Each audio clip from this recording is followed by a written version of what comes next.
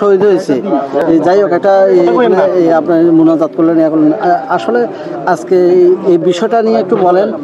অনেকদিন পরে হলেও আসছেন, আহত নিহতদের বিষয়ে আপনাদের কোনো কর্মসূচি আছে কিনা, আর পাশাপাশি যে এই যে নির্বাচনগুলো হইতেছে সব মিলিয়ে দলীয় নেতাকর্মীদের বিষয়ে কোনো নির্দেশনা বা আছে কিনা? বিসমিল্লাহির রহমানির রহিম। শ্রাবণ আমাদের এখানে প্রথম শহীদ হয়েছে। আপনারা জানেন ইতিপূর্বে আমাদের দলের অনেক উচ্চতর নেতারা আসছেন এবং ওনারা বিভিন্ন রকম দোয়া করে গেছেন, সাহায্য সহযোগিতা করে গেছেন। আমরা পরে আসছি বিকজ যে পরে আসে তার দায়িত্বটা বেশি, তার অধিকার, তার কাজ করার সুযোগটা বেশি। যেহেতু আমার বাড়ি এখানে আপনারা জানেন এবং আমরা কিছুক্ষণ আগে আপনারা জানেন শ্রাবণের জন্য দোয়া করেছি। তার পাশে যারা স্বাধীনতায় প্রাণ দিয়েছেন ওনাদের জন্য এবং মহান স্বাধীনতার ঘোষক শহীদ রাষ্ট্রপতি জিয়াউর রহমান দোয়া করেছি আমরা, এবং যারা 5ই আগস্টে প্রাণ হারিয়েছে তাদের জন্য দোয়া করেছি। এছাড়া গত 17 বছরে যারা গুম, হত্যা এবং বিভিন্ন জায়গায় নির্যাতিত হয়েছে ওনার জন্য দোয়া করছি।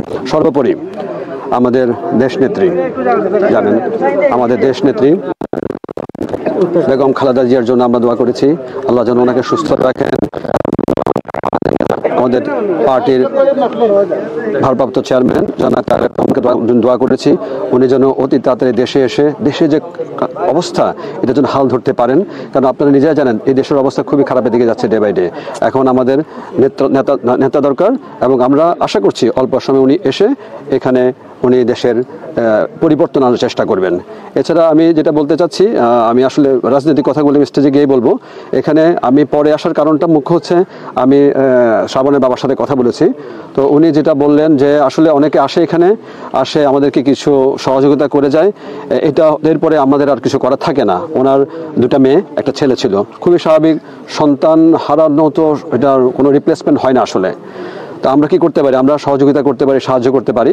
তো যেহেতু উনি একটা খুব স্বল্প বেতনে চাকরি করেন এবং ওনার 2টা মেয়ে, একটা মেয়ে ক্লাস 9-এ পর একটা ছোট। তো আপনারা হয়তো অনেকে জানেন, অনেকে জানেন না। আমরা আসলে আমাদের এলাকায় বিভিন্ন মাদ্রাসা, মসজিদ, হেফজখানাতে আমরা আসলে দানের কথা তো আসলে বলাটা ঠিক না, আমরা বলিও না সেরকমভাবে।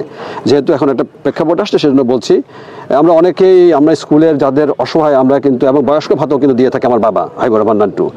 সেই পরিপ্রেক্ষিতে ওনার সাথে কালকে কথার পরিপ্রেক্ষিতে আমি ওনাকে বললাম যে ভাই, যেহেতু আপনার সন্তান চলে গেছে একটা ফ্যাসিস্ট সরকারকে দূরানোর জন্য এবং আপনার দেশ স্বাধীন হয়েছে এবং এটার অনেক বড় প্রাপ্তি আপনাকে পেতে হবে। আপনার যে 2টা মেয়ে আছে এই 2টা মেয়ের লেখাপড়া আল্লাহ যদি আমাদেরকে হায়াত করে, আমার বাবাকে হায়াত করেন, লেখাপড়া সহ ভবিষ্যতের যে পরিকল্পনাগুলো, লেখাপড়া, বিয়ে শাদী থেকে আরম্ভ করে যে দায়িত্বগুলো আছে আমরা আমাদের পরিবারের পক্ষ থেকে, আমাদের কোম্পানির পক্ষ থেকে এটা আমি নিতে চাই। এবং প্রতি মাসে আমাদের যে কোম্পানির বেতনগুলো হয় আমরা কিন্তু 7 থেকে 10 টাকার মধ্যে সবখানে আমাদের যাদের যে প্রয়োজন আমরা পাঠিয়ে দিই। তো আমি ওনার একটা অ্যাকাউন্ট নাম্বার দিয়ে দিলে আমরা ইনশাআল্লাহ এই মাস থেকে, সামনের মাস থেকে, এই মাস তো শেষই, সামনের মাস থেকে আল্লাহ আমাদেরকে যতদিন হায়াত করে আমরা এই 2টা মেয়ের একদম বিয়ে শাদী পর্যন্ত দায়িত্বটা নিতে চাই। আল্লাহ রহমত।